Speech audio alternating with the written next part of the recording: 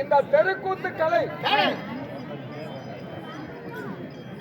உலகம் எங்கும் நாளுக்கு நாள் இது வளர்ச்சி அடைய வேண்டும். அப்படி என்பதற்காக வேண்டி நம்மளை அனுபவிப்பவர்களையும் அதாவது யூடியூப் சேனல் நம்முடைய அதாவது செல்லின் மூலியமாக நம்ம அதாவது யூடியூபின் மூலியமாக நம்மளை அனுபவிப்பவர்களையும் அதாவது அறிமுகம் செய்து நம்முடைய கலையை மேம்படுத்துவதற்காக முன் வந்திருக்கிறார். யாரு? ஆமா. அப்படி என்பதற்காக கருப்பூர் வெள்ளாளப்பட்டியை சேர்ந்த மதிப்புக்கு மரியாதைக்கும் உரிய ஐயா செல்வம் ஐயா அவர்கள் அதாவது வேதா யூடியூப் சேனல் இந்த டிவி சேனல்ல ஒளிபரப்பு செய்வதற்காக முன் வந்திருக்கிறார். அவர்களுக்கு நம்முடைய கலைக்குழுவின் சார்பாக மனமார்ந்த நன்றியை தெரிவித்துக் கொள்கிறேன். வணக்கம்.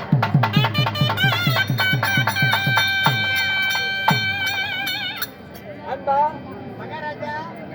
இந்த சீர்திருத்த சிங்கார மேடையில் இந்த அரங்கேற்றம் செய்யப்பட்ட நாடகம் என்ன? ஸ்ரீ மகாபாரதம். இந்த ஸ்ரீ மகாபாரதத்தில் ஒரு பாகமாக விளங்கக்கூடிய பப்ருவாகனும் சண்டை. அது உங்க வீட்டுல பப்ருவாகனும் சண்டை. அதையே தர்மர் அஸ்தமதியாகும் இந்நாடகத்தை அரங்கேற்றம் செய்திருக்கிறார். இந்நாடகத்தில் நான் தர்பார் விஷயமாக என் பெயரோ யுதிஷ்டர் என்று சொல்லக்கூடிய தாரா புகழ் பிடித்த தர்மராஜன் என்னுடைய பெயர். தர்மராஜன். அப்படி தர்மராஜன் உன் தாய் தந்தை யாருங்க? குடும்பத்திரம் என்ன? என்னுடைய குலம் என்ன? குலம் என்ன?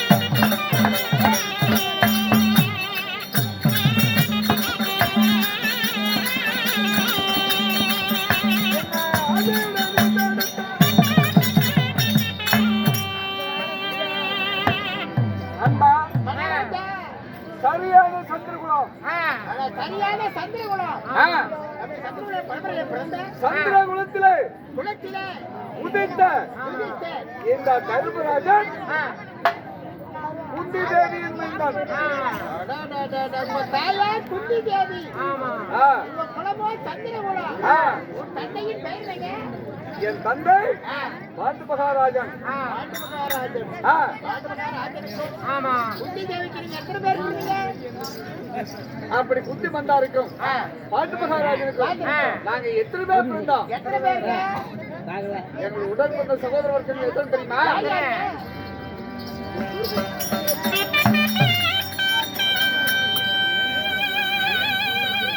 நாங்க ஜாதெல்லாம் பிறந்ததாரு.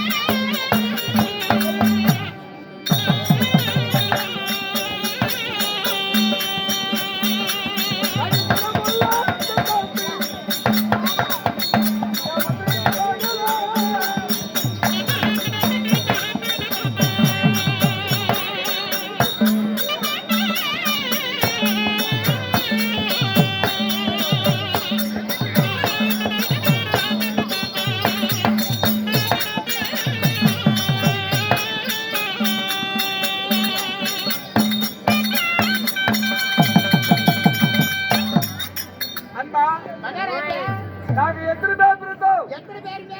நாங்களும் 6 பேர்கள். 6 பேரு. உங்க பேர் 6 பேர் தான் தர்மராஜன். இன்னும் 5 பேருடைய பேர் என்ன? என் பேரோ தர்மன், பீமன், அர்ஜுனன். நாங்க 3 பேர்களும் என் தாயாகப்பட்ட குந்தமாதேவிக்கு பிறந்தோம். எங்க சின்னதேவப்பட்ட மந்திராதேவிக்கு நகுலன், சகாதேவன். எங்கள் 5 ஒரே ஒரு தங்கை சங்குபதி. ஆனா 5 இளைய தங்கால் உங்க தங்கச்சி பேரு செங்கூதி. ஆமா தங்கச்சி சங்குபதிடா. சங்குபதியா அடிக்க மாட்டான்னு தெரிஞ்சுட்டு பேசுறேன். அப்படி 6 பேர் பிறந்தீங்க. 6 பேர் பிறந்திருந்தாலும் நீங்க எந்த நாட்டுக்காரங்க? மண்ணைய ஒன்ற கூட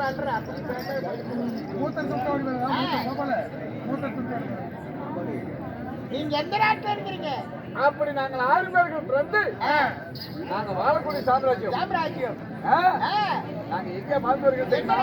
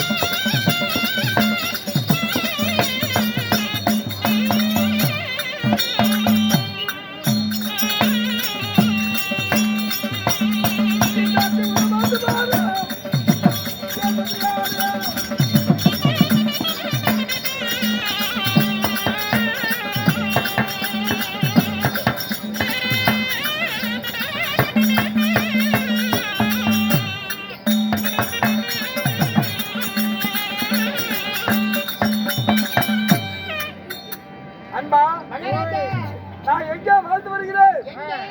நான் வாழக்கூடிய சாம்ராஜ்யம் அஸ்தாபுரம். அஸ்தினாபுரம் ஆ, தலைநகரம். ஆமாப்பா. சரிங்க. இந்த அஸ்தாபுரத்துல வாழ்ந்து வந்தாலும் வாழ்ந்து வந்தாலும் டேய், டேய், இந்த அஸ்தாபுரத்துல ஆ, இந்த கடல் சூது நினைவுகிறது. குடிக்குது. எங்களுக்கு நேரிட்ட எதிரிகள் அட, பங்காளிகள் யாரு இருந்தாங்க? யாரு? எங்க மூதாதிகள் 3 பேர்கள். யாராருங்க? அதாவது எங்க பெரியப்பா திருவிழா மன்னன், சரி. என் தந்தை பாண்டு மகாராஜன், எங்க சித்தப்பா விதுர்க மன்னன், எங்க பெரியப்பா திருவிழா மன்னன் காந்தாரமை மனமுடித்து கௌரவர்கள் 100 பேர்கள். அடாடாடாடா, உங்க பெரியப்பாக்கு கவுரு விடுறாங்களா? இல்லையா டேய், கௌரவர்கள். கவுருவீங்களா? ஆ, இல்ல, உங்க பெரியப்பாக்கு 100 பேருக்கு கவுரு விடுறாங்க. இருக்கிறாங்களா வெள்ளைமலைத்துல? கௌரவர்கள் 100 பேர்கள். அவங்க பெரியப்பா மக்கள். ஆ, சரிங்க. எங்க அப்பா பாண்டு மகாராஜன் குந்தி மந்தாரி மனமுடித்து மனமுடித்து நாங்க பாண்டவர்கள் 5 பேர்கள். ஐவர்கள். ஆமா. எங்க சித்தப்பா விதுர்க மன்னனுக்கு திருமணம் கிடையாது. இப்படி சித்தப்பா மக்களும் பெரியப்பா மக்களும் இந்த கடல் சூழ்ந்த ஒரு நிலை உலகில் ஒன்று கூடி வாழக்கூடிய எங்களுக்கு ஏன் பகை? ஏன் பகை? என்ன பகை? எங்களுக்கு எங்கே பகை யாரும் வைத்தது? எங்க ஆரம்பிச்சது, அது எப்படி போய் முடிஞ்சிச்சு? ஆ? எங்களுக்கு எங்கே ஆரம்பித்தது தெரியுமா?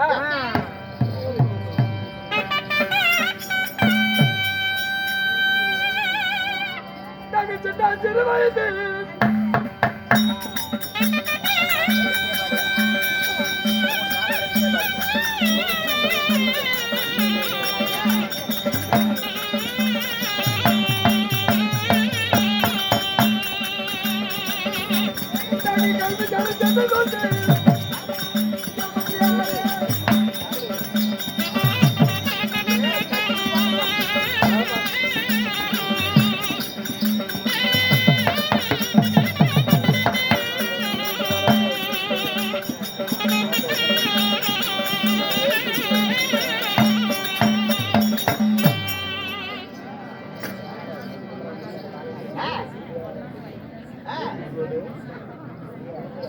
அன்பா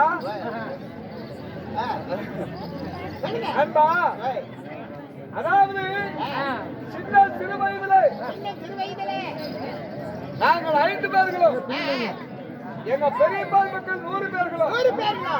ஆக மொத்தம் 105 பேர்களும் எங்களுக்கு என்ன வேலை? என்ன வேலை? காலையில் இருந்த உடனே காலை கடன்களை முடித்து குடித்து. கல்வி சாலை செல்வது வழக்கம். அட, 105 பேரு பள்ளிக்கூடம். ஆமா. சரிங்க. அப்படி கல்வி சாலை சென்று காலையில் படிப்பு, மாலையில் விளையாட்டு. விளையாட்டு. இந்த விளையாட்டுல ஆரம்பித்ததுரா. விளையாட்டுல ஆரம்பிச்ச பகை. ஆமா. அப்படி விளையாட்டுல ஏற்பட்ட பகையின் காரணமாக வேணுமாங்க. பாவியான நயவஞ்சக துரியோதனன் எங்க பெரியப்பார் மகன் அந்த துரியோதனன் என்ன செய்தான்? என்ன? நடக்கும் தடத்துல நச்சுமுள், நச்சுமுள். படுக்கும் பாய்கள பாம்புகள், குடிக்கும் ஜலத்துல விஷம், உண்கின்ற சாதத்துல பசி, இவைகள் எல்லாம் செய்தான். செய்ததோர் வச்சகத்துக்கெல்லாம் ஆயனுடைய கிருபையால் நாங்கள் 5 உயிர் பிழைத்தோம். அதோடு விட்டானா என்ன செய்தா? அரக்கு, மெழுகு, பச்சை, குங்குலியம், இப்படி நெருப்புக்கு எதிர்ப்பான பொருள்களை கொண்டு பெரியதோர் மாளிகை அமைத்து அதுக்கு அரக்குமா மாடி என்று பெயர் சூட்டி இந்த அரக்குமா மாளிகைக்கு எங்கள் 5 என்றெடுத்த என் தாயாகப்பட்ட குந்தி தேவி 6 பேர்களை வரவழைத்து இந்த அரக்குமா மாளிகையில வைத்து மந்திரியாகப்பட்ட புரோஷனை விட்டு இந்த அரக்குமா மாளிகைக்கு தீயிட செய்தான். 5 பேர் சாப்பிட்டு. ஆமா. அப்ப இந்த அரக்குமா மாளிகையில என் தம்பியாகப்பட்ட பீமன் மந்திரியுடைய வார்த்தை கேட்டு இந்த அரக்குமா மாளிகையிலிருந்து இரவோடு இரவாக தப்பி பிழைத்து எங்களை மார்போடும் தோர்போடும் அழைத்துக் கொண்டு எங்கே சென்றான்? இடும்பாவனம். அப்ப இந்த இடும்பாவனம் சென்று அந்த இடும்பாவனத்துல அண்ணன் தங்கை இடும்பாசூரன், முக்காது மறைந்த கமலக்கண்ணி இவர் 3 வாழ்ந்து வந்தார்கள். அப்ப அந்த இடும்பாசூரனை என் தம்பியாகப்பட்ட பீமன் மதம் செய்து அவனுடைய தங்கை கமலக்கண்ணியை என் தம்பியாகப்பட்ட பீமனுக்கு மனமுடித்தான். அப்படி மனமுடித்து அங்க ஓராண்டுகள் தங்கி அங்கே இருந்து கமலக்கண்ணியுடைய வார்த்தை பிரகாரம் சாலிகோத்திரவனம், வேத்திரகிரி 300 மங்கலம். ஆமா, அந்த வேத்திரகிரி முன்னூத்தி மங்கலம் சென்று பிராமணரோடு பிராமணராக அங்க ஓராண்டு காலம் கழித்தோம். ஆமா. அப்ப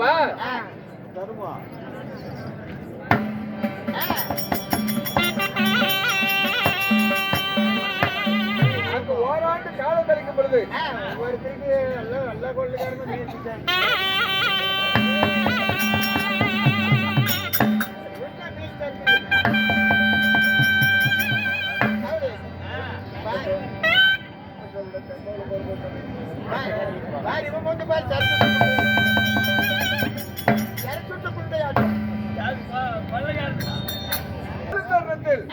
அங்க என்ன நடந்தது? இந்த 300 மங்கலத்தை அதமாக்கி கொண்டிருந்தார் பகாசூரன். ஆமா, அந்த பகாசூரனை என் தம்பியாகப்பட்ட வீமன் வதம் செய்தார். அப்படி பகாசூரனை வதம் செய்து 300 மங்கலத்தில் இருந்து நாங்க ஒரு ஆண்டு காலம் இருக்கும் பொழுது எங்களுக்கு என்ன செய்துகிட்டே தெரியுமா?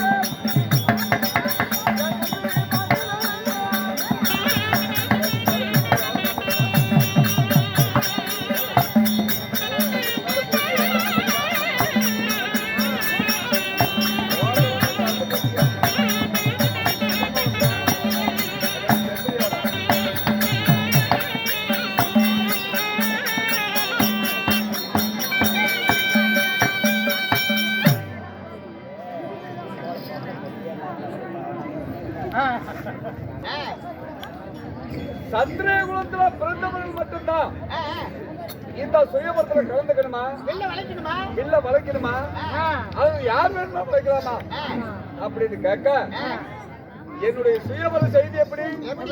ஆண்டி முதல் அரசன் வரை யாராக இருந்தாலும் சரி இந்த வில்ல வளைப்பவர்களுக்கு என் பெண்ணை நான் மனதில் கொடுக்கிறேன் அப்படின்னு சுயமர செய்தி. அதனால நீ பிராமணன் தானே, யாராக இருந்த இந்த வில்ல வளைத்தால் என் மகளை உனக்கு மனமுடித்து கொடுக்கிறேன் அப்படின்னு சொன்னார். அப்ப என் தம்பி ஆப்பட்ட அர்ஜுனன் இந்த சுயமரத்துல கலந்து யாரும் வளைக்காத வில்ல வளைத்து வஞ்சியாகப்பட்ட ரகுபதாவை கரம்பிடித்தான். அப்படி கரம் பிடித்து ஒருவன் வில் வலித்து கரம் பிடிக்க எங்கள் ஐவருக்கும் தேவையானால் அருகில் திரௌபதி. அப்படி திரௌபதி மனமுடித்து எங்க பெரியப்பா இடத்துல நாடு கேட்டோம். நாடு கொடுக்க மறுத்தா. அப்படி நாடு கொடுக்க மறுத்த எங்க பெரியப்பா தன் கால் காட்டு விரலை நீட்டி காட்டினார். பிரிவிலே நேத்திரம் இல்லாதவர். அவர் கை நீட்டி காட்டிய திசையில் என்ன இருந்தது? அகன்ற காண்டாவனம். இந்த காண்டாவனத்தை தகனம் செய்து அதுல பெரியதொரு மாளிகை வைத்து அதுக்கு இந்திரபுஸ்தம் என்று பெயர் சூட்டி அங்க சில காலம் கூடியிருந்தோம். இந்திரபுஸ்தவத்துல அந்த இந்திரபுஸ்தவத்தை இருந்த பாண்டவர்கள் அங்கதான் விட்டானா? மறுபடியும் என்ன செய்தான்? மத்தென்ற மண்டபத்தை கட்டி அதனை காமிக்க பொழுதுபோக்க வேண்டி புதிதாக கட்டியதோர் மண்டபத்திற்கு கிரக பிரவேசம் அப்படி என்று எங்கள் ஐவர்களை வரவழைத்து அருகில் திரௌபதியை வரவழைத்து தன் நடுவீட்டு குந்து விளக்க விளக்கக்கூடிய மாமனாகப்பட்ட ஜெகனை வைத்து என்னை சூதாடை செய்தார். அப்ப இந்த சூது பகடியில நாடு நகரம் நவநீத செங்கோல் அனைத்து விழுந்தோம். அப்ப குருபரனுடைய கட்டளை பகடியில் தோல்வியுற்ற பாண்டவர்கள் 12 வருடம் காணகம், 4 வருடம் 5 வாசம், இப்படி 13 கழித்து 14வது உயிருடன் அஷ்டாபதி திரும்பி வந்தா பங்குல பிரகாரம் பாதி ராஜ்யம் அப்படின்னு குருபரனுடைய கட்டளை. இந்த கட்டளைக்கு இணங்கி நாங்க ஆர்வமான காணகம் படி புகுந்தோம். அப்படி 12 கழித்து 13 அக்கியாதோசத்தை முடித்து நாடு கேட்டோம். நாடு கொடுக்கலையே. நாடு கொடுக்க மறுத்த துரியோதனன் எங்களை அதாவது போர் முடிவு சந்திக்க செய்தான். அப்ப இந்த சண்டையில யார் ஜெயம் பெறுகிறார்களோ அவர்கள் நாட்டாளட்டும் அப்படின்னு சொல்லி துரியோதனனுடைய கட்டளை. அப்ப இந்த 18 நாள் பாரத போர்ல இந்த பாண்டவர்களே ஜெயம் பெற்றோம். ஆமா, கௌரவர்களுடைய சேனைகள் அனைத்தும் மடிந்து விட்டது. ஆதலால் இப்படி சேனைகள் எல்லாம் மடித்து இப்ப இந்த தர்மராஜன் இந்த டெல்லி என்ற அஷ்டாபுரத்தை நான் அரசாட்சி செய்து வர்றேன். அப்படி அரசாட்சி செய்து வந்தாலும் அன்பா இந்த அஷ்டாபுரத்துல இந்த சேனாதி சேனைகளெல்லாம் இப்படி மடிந்து விட்டது. அண்ணன் தம்பி சித்தப்ப மகன் பெரியவர்கள் எல்லாமே மடித்துட்டாங்க. ஆனா அவருடைய மனைவிமார்கள் அனைவற்ற பிறகும் ஒப்பாரிமயமா இருக்குது. அதனால நான் என்ன செய்யணும்? இந்த தர்மராஜன் 18 நாள் பாரத போர் யுத்தம் செய்தது தர்மமா அல்லது அதர்மமா? தர்மமா அதர்மமா? புரியல. அப்ப எனக்கு ஒன்றுமே புரியல. அதனால இதுக்கு என்ன செய்யணும்? இதை தெரிஞ்சுக்க வேண்டும் என்றால் நாம என்ன செய்யணும் அப்படி என்பது ஒன்றுமே புலப்படல. அதனால் என் மாமனாகப்பட்ட பரந்தாமனை நான் பார்த்து இதுக்கு ஆலோசனை கேட்கணும். அதற்கு முன்பதாக என் மனைவியாகப்பட்ட அருகில் திரௌபதி அந்த புறத்தில் இருக்கிறார். நான் அழைத்ததாக சீக்கிரம் வரவழைத்து வா.